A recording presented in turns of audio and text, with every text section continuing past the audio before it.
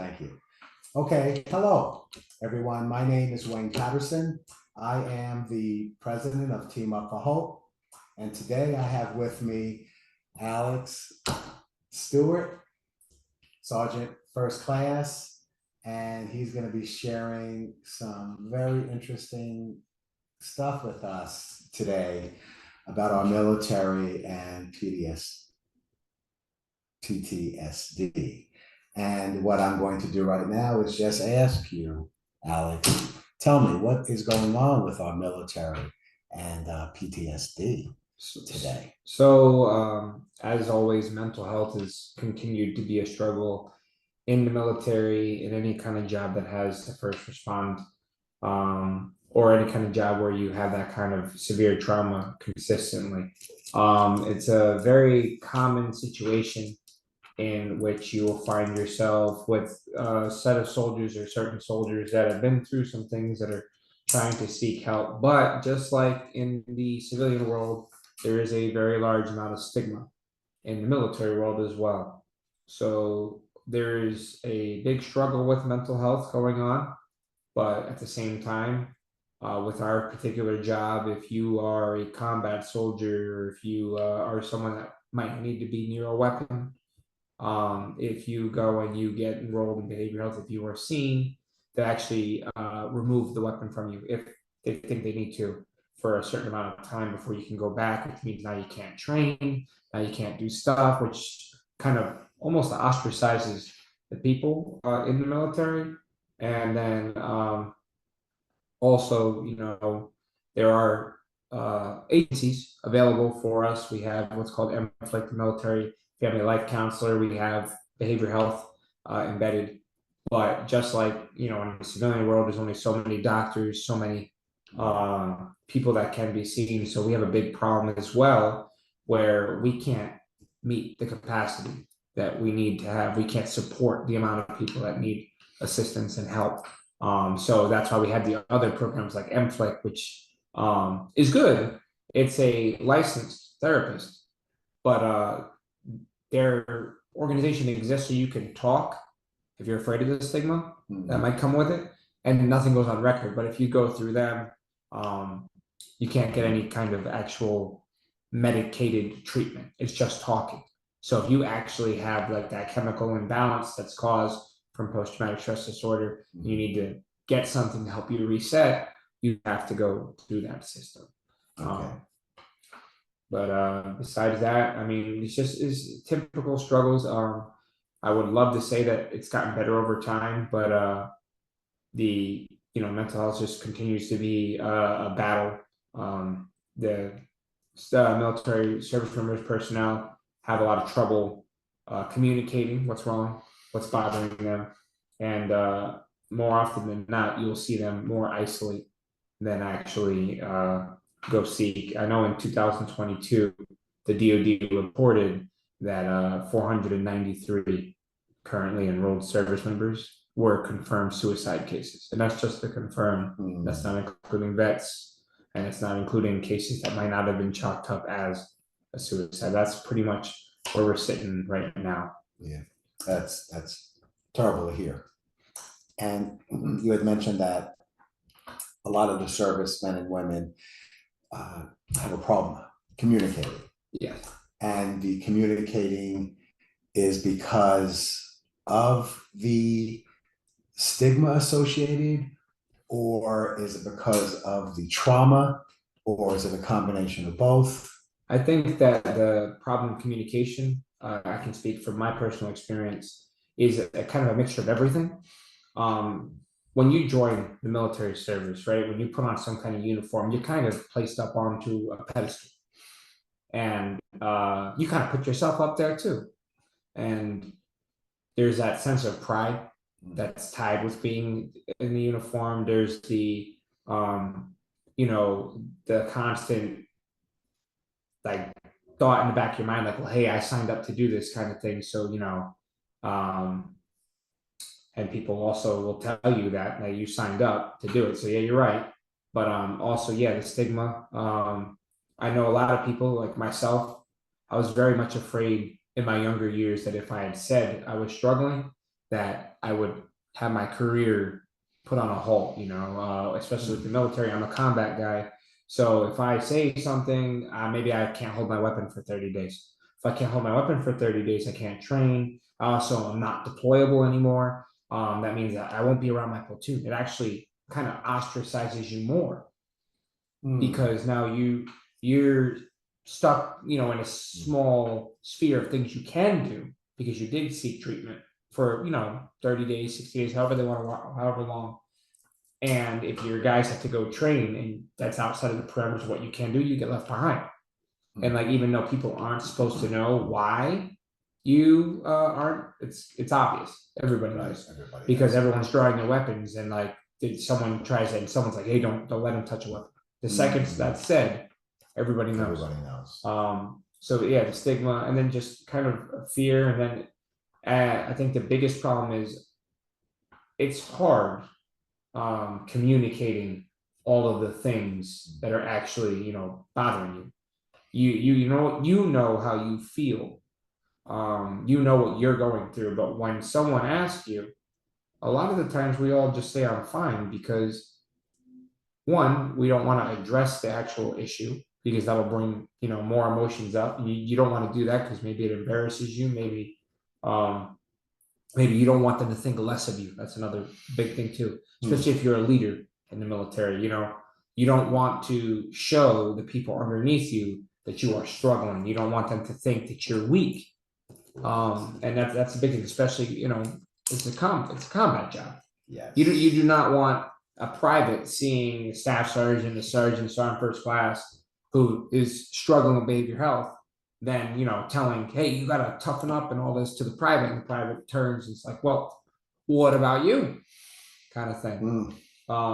So I think it's a mixture of all of those things, and then also just at the end of the day, not really being able to put your thoughts and your feelings into the words necessary to articulate exactly how you feel.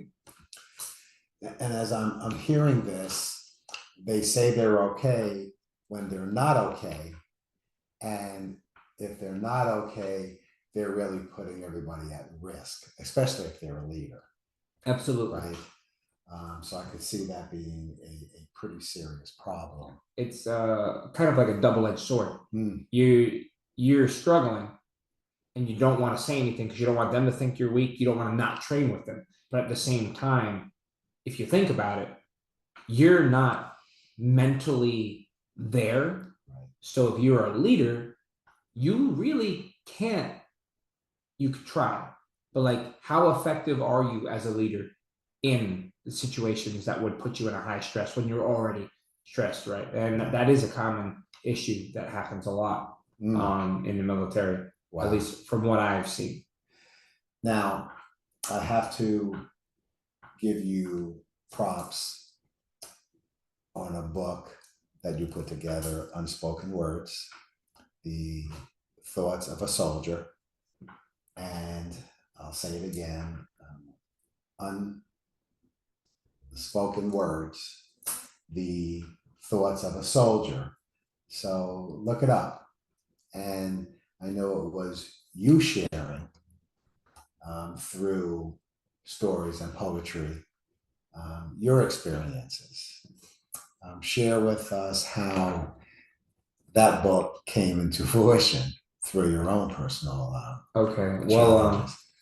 so for me, I spent the 2013 and 14 in Afghanistan, 15 and 16 in Iraq, 2017 in Syria. So a very short stint of time, did a lot of fighting, saw a lot of different things. And, because I didn't really allow myself to reset, I definitely, now, like hindsight, I definitely developed some issues. That being said, I decided to try to seek help in 2018, but because of something I was talking about earlier, the capacity, where I was stationed at the time told me that I was a low risk soldier, and right now they were only seeing high risk. I asked what that meant, and the lady kind of simply said, well, you have all these things in place already to stop you from doing bad things. You have the bad thoughts, you have, you're showing signs of PTSD, but what we do here is kind of like, it's like kind of like crisis control. They teach you how to create buffers to then stop you from doing, dangerous things. I had already had the buffers. So they said because of um, the heavy intake that they already had of soldiers that were way higher risk than me at that time, they couldn't treat me. So with that, I kind of took it as a, well, nobody cares. I tried to seek help. And I was kind of in a polite way kicked away, right? Hey, you're not super dangerous right now, so we're gonna let you go keep handling your stuff. Because they thought that your level of concern was not high enough. Exactly. And compared to others, I guess. So their big priority was like soldiers that were either going to harm themselves or harm others that were near them. And I can understand that. But at the same time, what bothered me was I was told there was something wrong, but I was told that there wasn't enough wrong for me to get the treatment that I was trying to get to prevent me from getting to that spot where there was, too much wrong to where I was now a danger to myself or those around me. Now, because of that, I just followed it up for a couple of years. I had an activating event. The activating event made my wife scared, it made me scared, and my kids scared. And because of that event, I ended up going to seek treatment at a different installation 4 years later. Again, this time there was no taking no for an answer. I absolutely said, I will be seen. This is what happened. And then what the situation was my dog bit my wife and drew blood.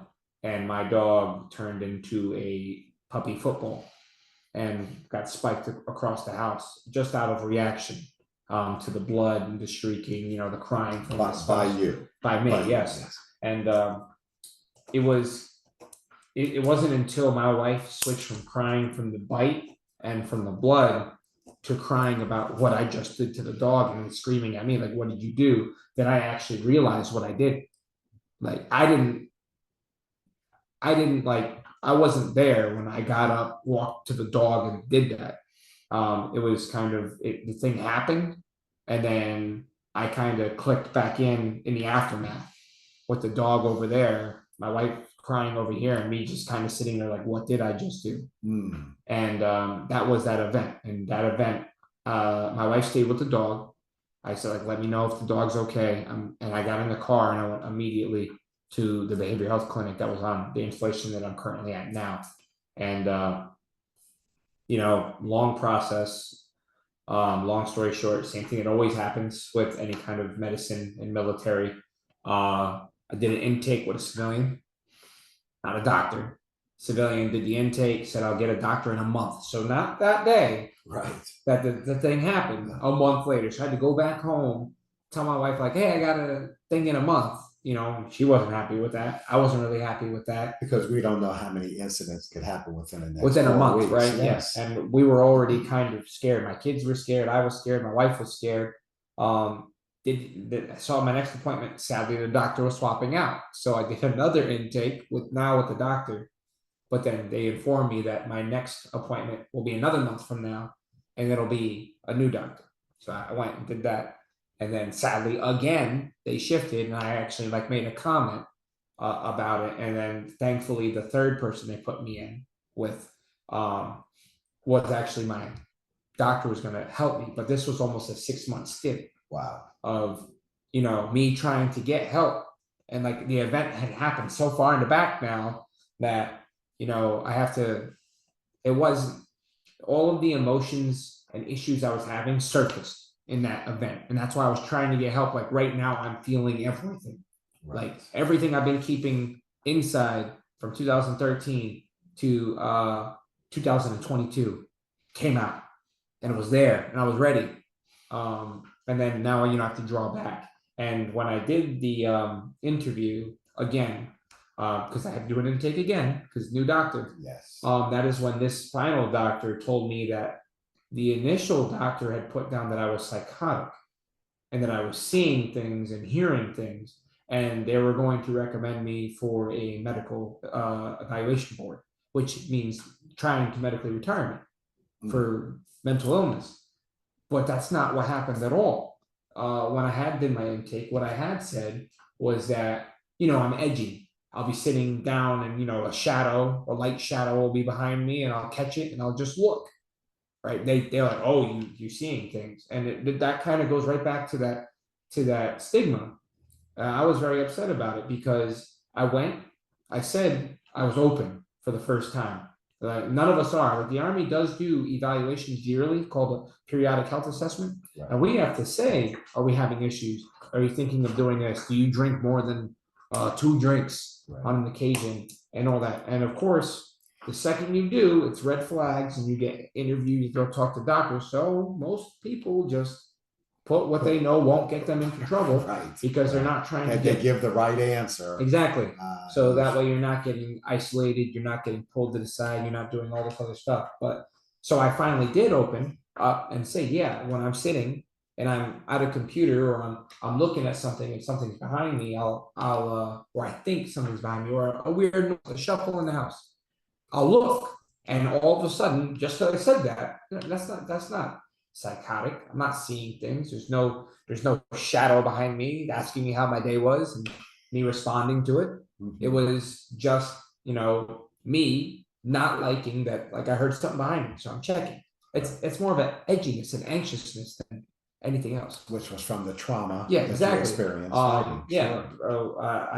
I've been part of insider threat attacks. What an insider threat attack is, for those who don't know, is when you have coalition forces, friendly forces, or other people in your service, and like the same uniform as you, who then turn and attack your own people. I've had that on multiple occasions on deployments.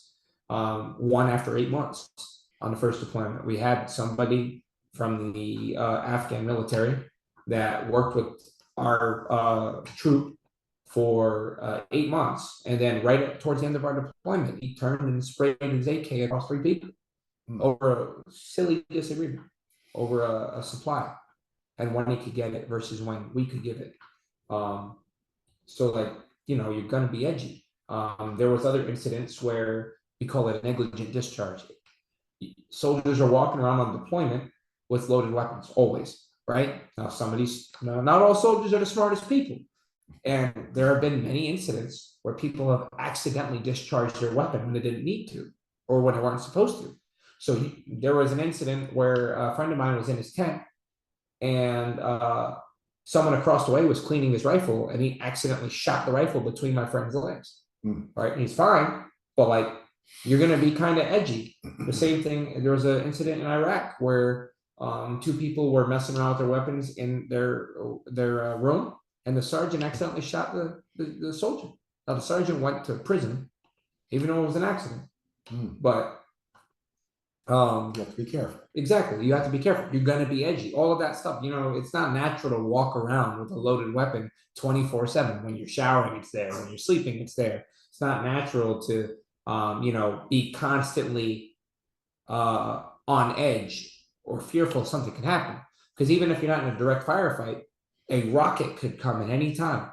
Right. And so, if you do that for 13, 14, 15, 16, 17, you're edgy.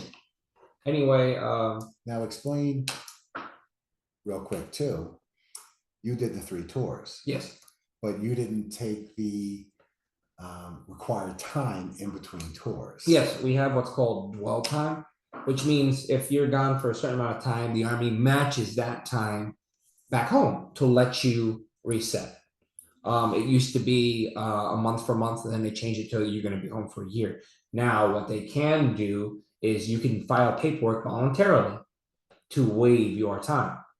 I was young. I was dumb. I thought I was, bulletproof, invincible, and I didn't need that. So what I did was, my first time, I waived it at 6 months. So I was supposed to wait another 3 to 6 more months, and I didn't. My spouse didn't know that I waived it. I just said the Army was making me do it. Mhm. And in reality, looking back at it now, I understand. I did it because I wasn't comfortable being home again. What happened was, and what a lot of people that are in the service understand, and also why it's hard for us to talk, is, and you're gonna like if you haven't done it, kind of doesn't make sense. Over there, it's easy. It's simpler. Life is simpler. Yes, you're at danger all the time, but like you wake up, you know when you're eating, you know what you're doing that day, you know when you're going to bed, you know that, all right, well, I'm going to go on mission, or I'm going to go fight, we're going to do a patrol, or I'm going to work out, I'm going to go to sleep. There's no bills, there's no outside influence, there's no dealing with drama, there's nothing. So when you do that for 9 months to a year, 15 months, and then you come home and all of a sudden you got car bill, phone bill, this and that, your kids are crying, your wife's upset about something, you got to go still do all your Army stuff, but now you got to like oil changes, fix this, car is broken. You can, when I put it that way, you can understand how when someone comes back and all they had to do was clean my weapon, go on patrol, man a tower, do whatever mission was for the day, eat, maybe go to the gym, sleep, do it again. Right. It's easier to just go back, and that's kind of what I had done. So you wanted to go back to that lifestyle Exactly. faster, Faster. because the real world was So was uncomfortable. I came home to my newborn daughter, so I missed the birth of my kid, and I missed almost the entire pregnancy. So you want to talk like a real flip, go from a 20 21-year-old kid overseas with no worries at all, home. I had a 2-week-old baby. I had a wife who hadn't seen me in the whole 9 months. I had, all these bills, all these things. I was a young private. I deployed overseas 1 month after I joined the Army, like a month and change. It was like a month or 2 months. And then, so That's fast. we didn't really adjust. We moved into our house. We didn't have the furniture set up. So now I'm home. I have to get furniture. I have to do all this. It was a lot. And they asked, because what happened was they shut down our unit and moved us to a different unit. And when I went to the new unit, they asked every single one of us that had already deployed to sign a dwell state, the statement waiving our dwell time, because they were about to go into Iraq, and that unit hadn't been in combat in a minute. And most of the combat, like fresh kids that they had, all just came with me from the other unit. So they brought all of us into a room. There's about 38 of us that moved from one unit to the other. And the sergeant major comes in, and I remember he just talked to us about it. He's like, hey, I'm not trying to tell any of you, I'm not trying to force any of you to do this. He's like, but we need you. And those of you that are willing to waive the dwell time and come with us, we appreciate that. Wow. Because we need the people with the experience. We need people that are fresh. So of course, like out of the 38, 32 of us all did it. We're like, yeah, we're in. And most of us came together from the old unit, so we're friends. And this was between your first and second? Yes. Okay. And then I got home from my second deployment, and then they're like, hey, we're going back to Iraq again in 2017. So now I had my daughter, I had a son also now. So now dad with 2 kids, and I was lost the first time. But I did acknowledge, I told my wife, I'm like, I can't do another one like right now. We need to. So I re-enlisted to go somewhere else to get away. And I went down to Fort Hood, which is now Fort Cavazos, because it's a heavier unit. I was at a light unit. I was with 10th Mountain up at Fort Drum in Watertown, New York. So I went over to this heavy unit, and I was like, okay, it's a heavy unit. They don't go to combat that much anymore. They'll do maybe Korea or something, whatever. I'll be fine. I got down there, and I just so happened I was at like 8.5 months of being back by the time I got down there. And they went, oh, by the way, we have a deployment coming up to Kuwait, and your dwell time ends in like a month, so you're coming with us. And here I am. I just moved to kind of reset and get away from it, and now I'm going right back. I got home in 16, and now here I go in February of 2017, right back. So not the plan, No, but it turned out that way. it turned out that way. And you're back at it. Yep. So now in 2017, I went over to Kuwait. We did whatnot. I can't get into many details, but a group asked us if we wanted to go and fight in northern Syria.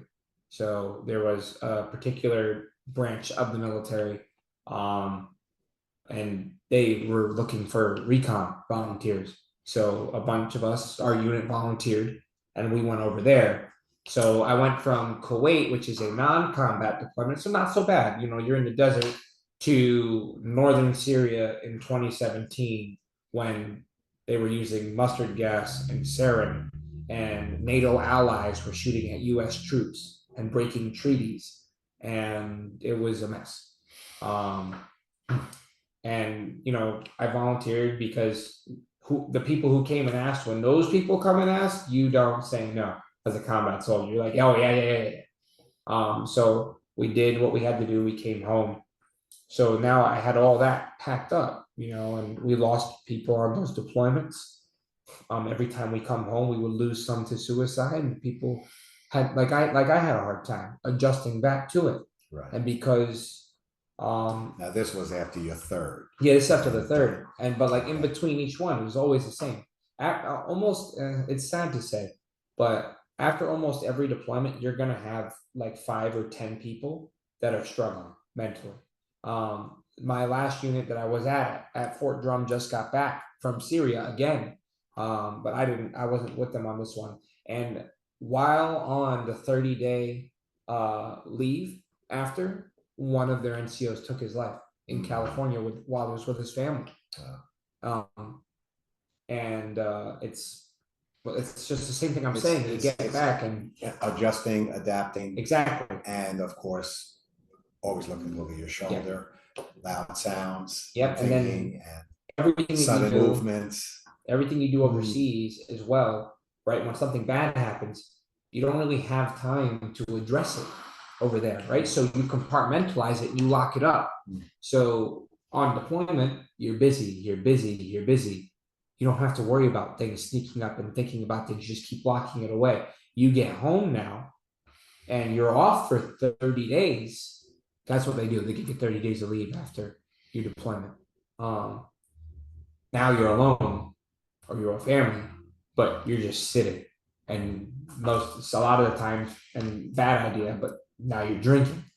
And when you're drinking and you're sitting, or you're alone, you're not drinking, you're just stuck with your thoughts, those things you locked up start coming back. And it mixes with that adjustment, also missing your platoon that you just spent a year with in a situation that only they're going to understand. Right. And now, especially during leave, it's hard to contact each other during leave as well. Now, tell me about the number 22. Okay. So the 22 is the 22 service members or veterans, military related, that take their lives every day.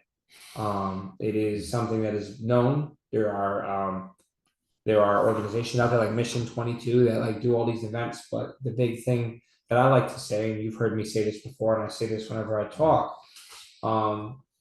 we have become way too comfortable with the number 22. If I told you today, well, hey, 20 military service members took their life, I'd be like, oh, okay, well, they say 22. Well, so you're doing okay. Yeah, exactly. Less than the 22. It's less than 22, right? But it's expected. But what I like to do is like I said, with the number from DoD reported on their website, the 493, because that puts a way bigger number in front of somebody than just the daily 22. And with that, I know you asked about the book and why I did what I did. I realized after I saw that treatment, after I went through that hard wait time to get to the people I needed to talk to, and after realizing that I only got one session a month for 12 months, and all of a sudden 11 years of trauma is gone in their eyes. Hey, you did it. You get treatment for 1 year. If you need more treatment, we start the whole process over again. We don't continue it. We start it over. So I realized that I had an ability to put my feelings onto paper. And that was probably because when I was young, I used to be a musician. So I used to write songs and stuff just for fun, nothing serious. But I had a way of making words flow in a way where the rhythm was good. And even if you weren't a fan of that kind of song, it was an easy read and it was easy to follow along because everything flowed the right way. And I decided that what I was going to do was put all of the things that I went through, right? All those dark times, dark moments, because I had a couple suicidal ideation moments in my life.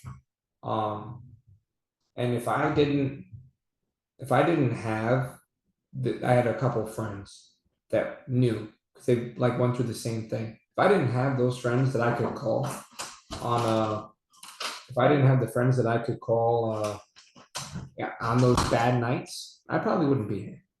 So And these were military yes, personnel? one just retired, others are still in.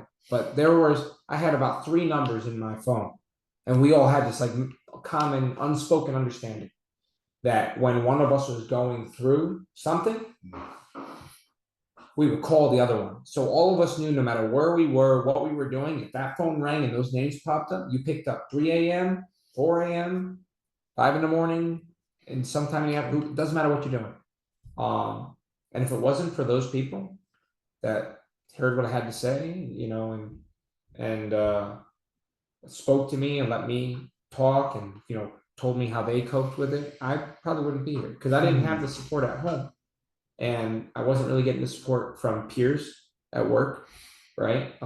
Because it's that same thing. It's a common thing in the Army, is or any branch really, especially the Corps, Marine Corps. Forget it. Hey, I'm having issues. Oh, well, you're weak. So stop being weak. Hey, suck it up. What we say in the military is take a knee, drink water. Is that right? Yeah, that's our saying. Like, oh man, it's hey, take a knee, drink some water, you'll be all right, kind of thing. And I realized that my ability to put into words could create an environment that was similar to what I had, where I had those friends that I could call who understood.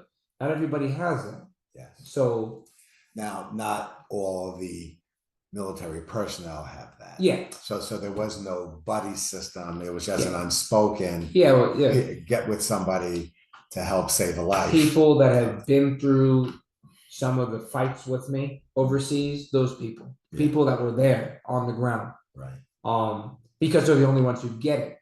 So when I started putting the poetry down, I ended up taking it with me to one of my sessions for my treatment, and my doctor read it and asked, like, why'd you do this? Do you have experience writing poetry? And I said, no, I wrote music though. And then she said that this is extremely powerful. I see what you went through in your words through your eyes. And this really helps me understand. And it was kind of like a light bulb. And I'm very thankful to her to this day, because once she said that, I brought that poem home and gave it to my wife, who never understood me. And we've had arguments about like the way I was acting, and how she just didn't like it if I was distant and stuff. And she said that I had like a lot of issues, but it was just all, I didn't know how to tell her. How do you look at the person that you've been with your whole life and say, I'm not happy, and it's not you, because that's the first thing. It's going, well, why aren't you happy with me? It's like, it's not you. I'm just not happy. Like there was a point in my life I did not feel joy. Like I could be outside and playing with my children, right? And as a father, I love being a father. As a father, that's the ultimate joy. Like watching your kids play, or you playing with them. No father could ever ask for more. And I felt nothing during a period of my life. Nothing could make me happy. And how do you say that? Right. And so you weren't the man she married. No, absolutely not. I'm still not today. And she learned through over time. Yes. And thank God that she was able to make it through, Yeah. right? Because you are still together to this day. Yes. And the key to that was me realizing that the doctor said I hate this poetry. I walked home from that appointment and I slid it to her. And I said, read this. She goes, what is it? I go, oh, I wrote a poem. And she like, oh, you're writing poetry, like, because she knew I used to write music. So she's like, okay, cool, But she read it and instantly burst into tears. And then she asked, she said, what made you write this? And I said, I lived that. And she goes, this happened. And then she knew the situation. And then I said the name of the person from the situation that it happened to. And she knew immediately because that person before we deployed was over at our house. And then she asked, I never really told her that, like, hey, when someone passes away, unless she really knows them, I don't tell her. Just like I don't tell her every time I got into a gunfight. Right. But I told her, this is why you didn't see this person when we got home, because this happened. And the funny thing is, I gave her this poetry in 2022. The incident was almost a decade earlier, and I had kept that with me the whole time.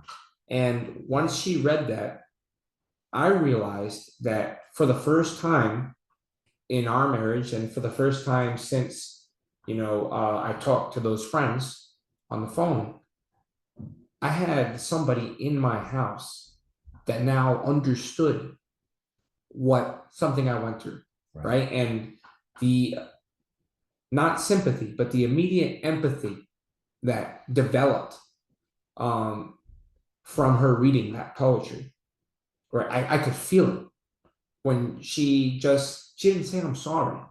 She said, I get it. I understand. Right. And it was in that moment of her saying, I understand, I started tearing up. Right. And like, people can make fun of me all you want, but like when you're struggling, oh my God, you want, and the only people that would understand your situation are those you were on the battlefield, or some experience that she tied it together to understand through someone she knew, some kind of association.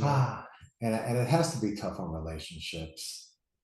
That's one of the key contributors. Yeah, and wow. But I did that, and then it was my wife mixed with a doctor who said, can you write more? And I went, yeah, I can. And they said, we'll do it. And then those poems turned into the book Unspoken Words, The Thoughts of a Soldier. I know that we kind of went out on a circle and not coming back to the book, but it's a big subject. No, the book is, I have the book and I haven't completed it. I just kind of, what I did when we first met, and we met this past summer at a mental health day here. And when you talked about the book that day, I chose not to start from the beginning, and I just would open it up and go and just read something from whatever page. I didn't follow any order, because it's that kind of book.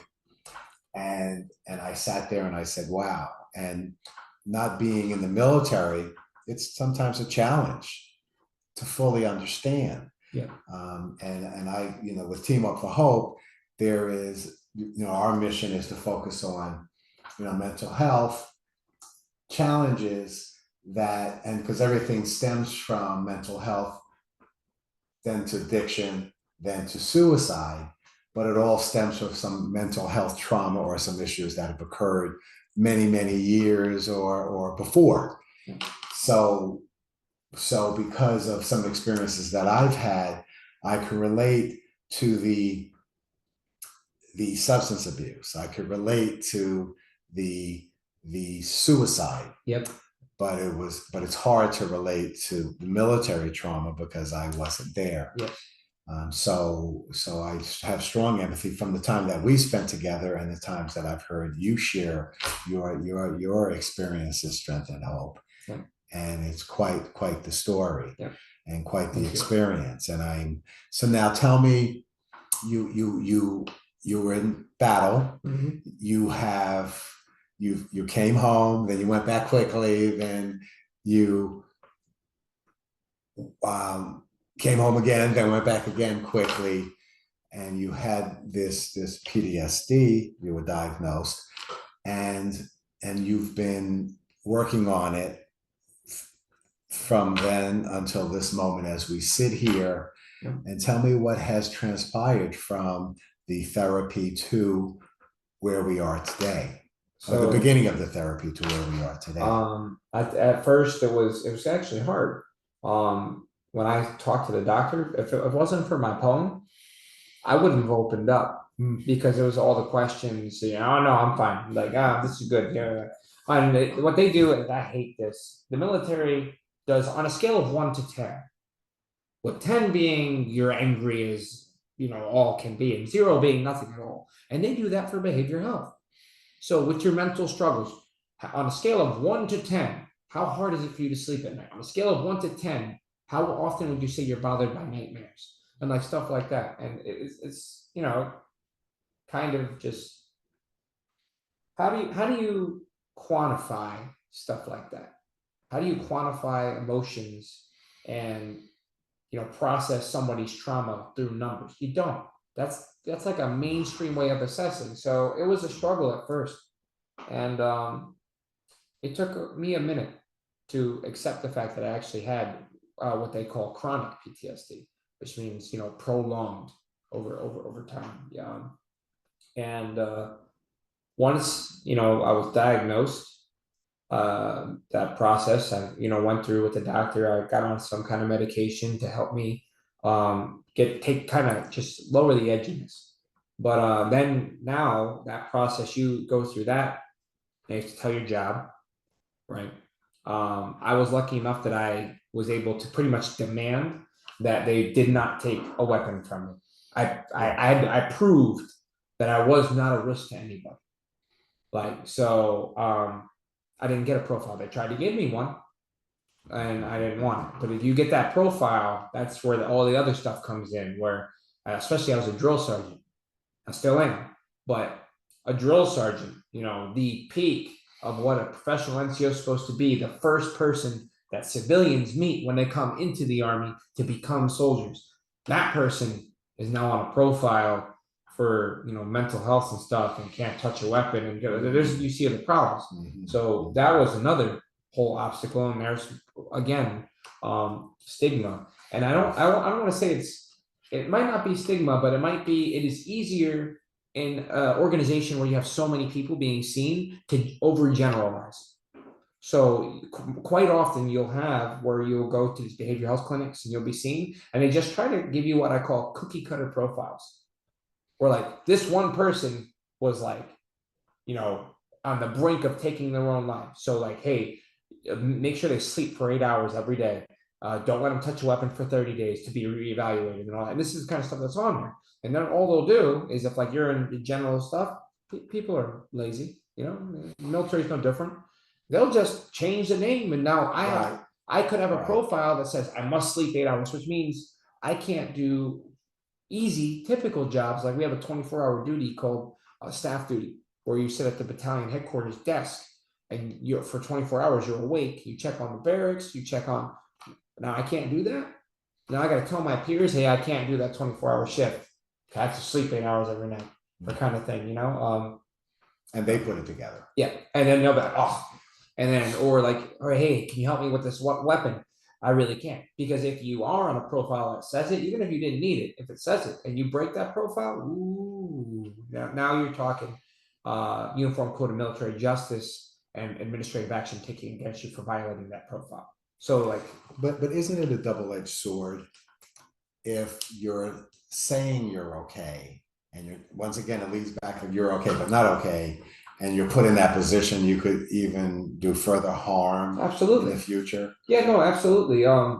Especially if you're a senior leader or like a drill instructor. I'll put it this way: drill sergeants in the Army, they are some of the worst group when it comes to behavioral health, and it's because you wake up at like 3:30 in the morning, you go into work at 4:30. You put the privates to sleep at 9:30, 10:30 at night. Sometimes you roll into the next day. You're exhausted. You don't have any family time. There's actually kudos to the military. The Army put a program in place that after you're a drill for a year, they make you take 14 days off. And the first couple of days is all classes. You talk to a chaplain, you talk to a behavioral health specialist, you talk to all these things because they know. And then after you do a couple of days of that, then you have a couple of days off, and then you come back. But it's mandatory. You don't have a choice. And if your year's coming up, you have between your 10 months mark serving as a drill sergeant and a 14-month. You have to do it. And like if your commander doesn't make you do it, his commander will come down. And so like kudos to them for that. But this job, it absolutely does. There's been times where you can look it up on the news, but there's situations where like a drill sergeant who was struggling at home, alcoholism, whatnot, fell asleep driving a vehicle during a ruck and then ran over 20-something privates, and they all died. Like this has happened.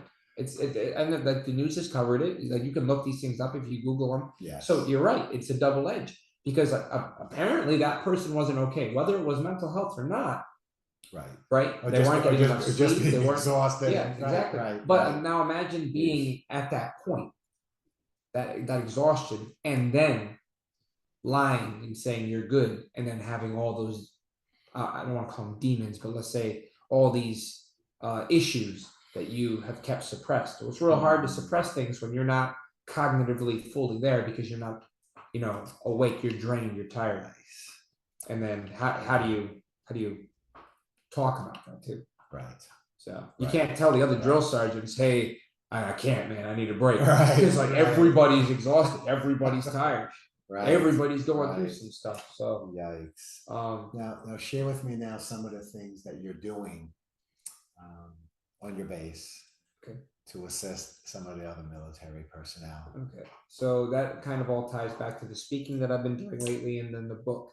Like I said, I realized that when my spouse read it, I created somebody who now did understand in my immediate support group, right? I realized that when I was at my darkest points, when some of my friends were at the darkest points and sadly did take their life, most of us felt that we didn't have the support of people around us and we felt isolated and alone. And I realized that the second my household, where instead of, my wife said, oh, I'm sorry you're going through that, and she was sympathetic, and my household became more empathetic and understanding and kind of, she doesn't know what I'm going through, right? But she can understand what caused it and how I'm processing things. So what I decided was I published this book, which was a struggle. I reached out to multiple publishers. I won't name any mainstream publishers, but nobody really wanted to represent a brand new author that had no agent that was doing a book that was very specific in like the mental health realm, because it's very niche, as they would say. And so I ended up publishing it myself. And my goal and what I've been doing, talking and doing all these events, is I try to get out there, and through all the poems in the book and through what I say, I put my trauma, my experience out in the open, right? And I do it in terms that everyone can understand. And then I share my book. I've donated multiple copies of my book to the behavioral health clinics down in Georgia. You just saw today at the prior meeting, the second I heard there was some kind of fundraiser, I donated 5 books on the spot to them, signed them all. And I've been doing that. I try to go out to VAs, I try to talk, but the biggest thing and my biggest target audience isn't the military people. Now, yes, I try to talk to them and encourage them if they're struggling to seek help. What I've been trying to do, my actual target audience, is everyone on the outside. Because everybody, yourself, myself, if I wasn't in anymore, we all know somebody, right? Or affected by, or, associated with someone that has served, whether it's military or first responders. Yes. Who are they're struggling just as much. Yes. What I try to do is I'll go out, I'll bring my books, I'll read my poetry, and I'll talk. I read multiple poems that describe things that not just military would understand, but anyone would understand. That's why when you hear me talk at these events, it's never really one of my military related poems from the book. Now they are in there, but it's always a behavior health one or a see into the mind and eyes of me and experience my pain and what I've been through, and then let's talk about it. Mhm. And my goal and what I'm trying to do by providing those books for free to different places is, one, if the vets go into these behavioral health clinics, they read it, and maybe they didn't have the words, just like I didn't. If one of the poems speaks to them, what they've been doing is they let them take the book in with them to talk to the doctor, and they can just pass the poem off and go, this poem in this book right here. Wow. That right there. Wow. That is how I feel. Wow. And now I've talked to a couple of doctors. They can't tell me much, right? Of course, HIPAA and all these protective laws, Yes. but it has helped. They said it has helped. There have been occasional people that have gone in and like, I don't really know what's going on with me, but when I read this, I broke down crying. So then they can read it, or they've all read it already. The book's been there for months. But they know, okay, if it's this poem, then this person has some kind of combat related trauma. If it's this poem, this person has suppressed emotions that, and now they can together, without putting that military service personnel or first responder in that uncomfortable situation of having to fully divulge everything. At least now we've opened the door and help can start, right? And then I can only help them so much. The book can only help, the poetry can only help so much. I'm only opening the door that was closed. And like, it wasn't closed because most of these doors aren't closed because someone's shutting them in their face. Most of them are closed because we keep them closed ourselves. Yes. Right? Yes. And who wants to be 100% vulnerable with somebody and put everything out there? Nobody. No. And then, no. And then to deal with the stigma, exactly, and then everything else associated, because we still have the stigma. There's stigma on the outside, on the inside, and then, like I said earlier.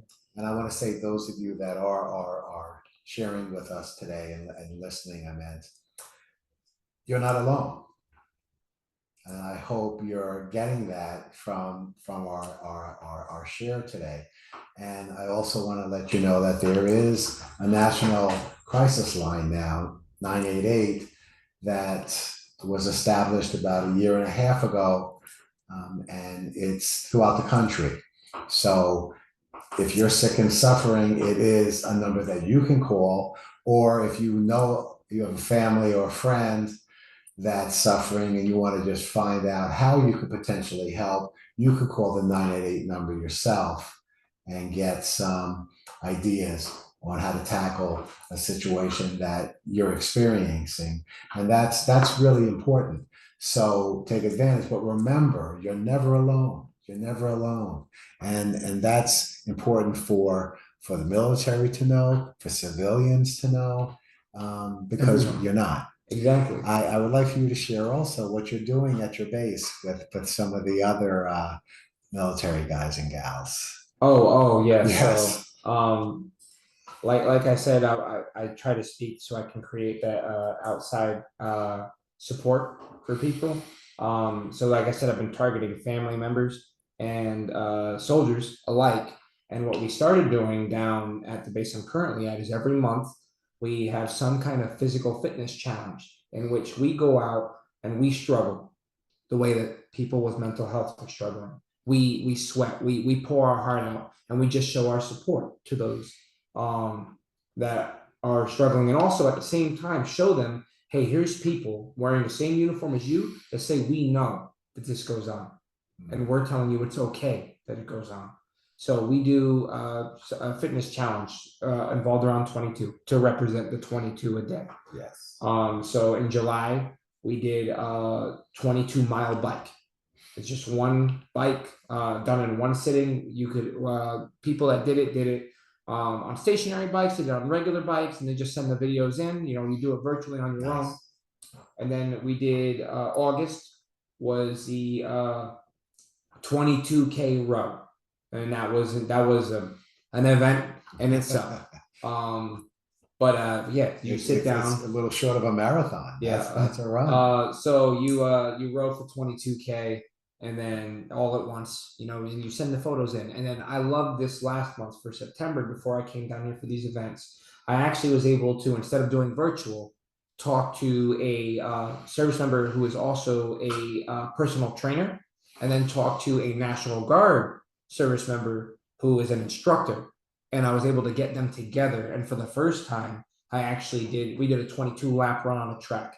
But for the first time, I started having people come together and show up in force, right? And show everybody that it's okay to not be okay, that there are people here, that we support you, we're here for you.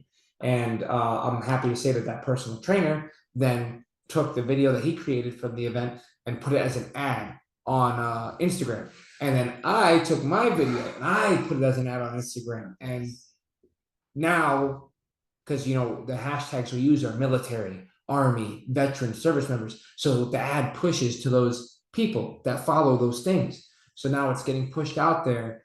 And like throughout the videos, you'll see messages like, if you are struggling, we want you to know we see you. You're not alone. We're here for you. We support you. Yes. And that brings a nice community. And I know my wife wants to do the next event with me as well. And Excellent. just like with the talking, the big thing that will help with any kind of mental illness, mental struggles, behavioral health, suicidal ideations is just that realm of understanding and creating that support group. Yes. So that's kind of, like I said, been my target. So now we have the physical fitness challenges, showing them, we're showcasing them, we're advertising them. God bless that guy. He's paying out of his pocket to advertise, just like I'm paying out of my pocket to advertise. And it's not to help us with anything, it's just to put it out there because it needs Bring awareness. Exactly. Awareness. And then I'm going out there, and beating my drum in front of everybody and like, hey, this is me, this is my stuff, so I can get the civilians to understand. Because that's the big thing. It's nobody's fault that these people are struggling, right? If you don't understand, you don't understand. But if you can somehow break down those barriers of understanding between the support, the wives, the children, the family members, the friends with that service member, and through the poetry that I did or the talking, have them now understand some of the stuff, because of course it's not going to cover all of it that they're going through. You've now created an environment where this one person who was once isolated is now surrounded by people who love them, yes, who understand what they're going through. Yes. And it's completely different than feeling sorry for what you're going through and saying, we don't need, if you're struggling, I've struggled through stuff, everyone struggles through stuff. When you're struggling, you don't need someone to sit there and say that they're sorry for you, that they're sorry that you're struggling. Nobody likes pity, especially adults, right? But it's a whole nother thing to be struggling and to open up or not open up and just have someone put their hand on your shoulder and be there. They don't have to say anything, but in that moment, they can tell you're hurting and they're just there for you. Yes. And that's all you need. Yes. And if you can create that environment, and that's what I'm trying to do, that's what you guys are trying to do with Team Up for Hope. And, yes. If we can do that through my speeches, through my poetry, through what y'all are doing, I'm hopeful, because that's all we ever can be, that we can prevent some of this tragedy from occurring. And you bring that up. It's the law of large numbers. Has been my approach to what I do with Team Up for Hope. We do enough of these video podcasts and we send them out to the world.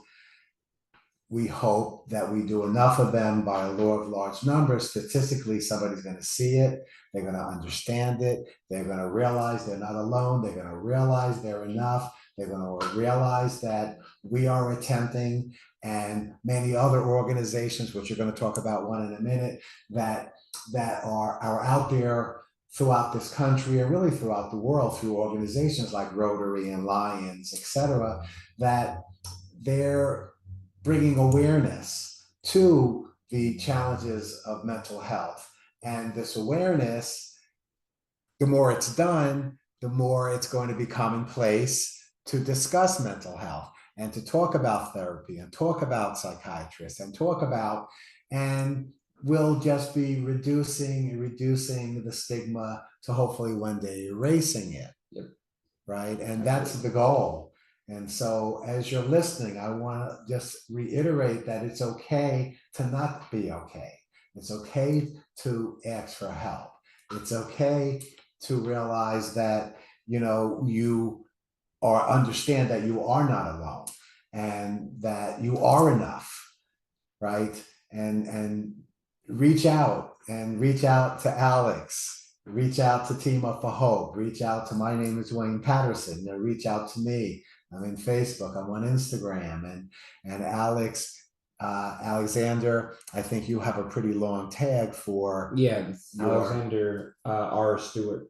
Right. And that's so Instagram. And remember these faces, you can't miss this beard, you can't miss that beautiful face, and friend us and follow and reach out, because that's what we want. We want to get everybody absolutely talking about it and sharing their experiences, so the world knows they're not alone, and that there are people, we shake hands every day with individuals and they say they're okay, and sometimes they're not. Absolutely.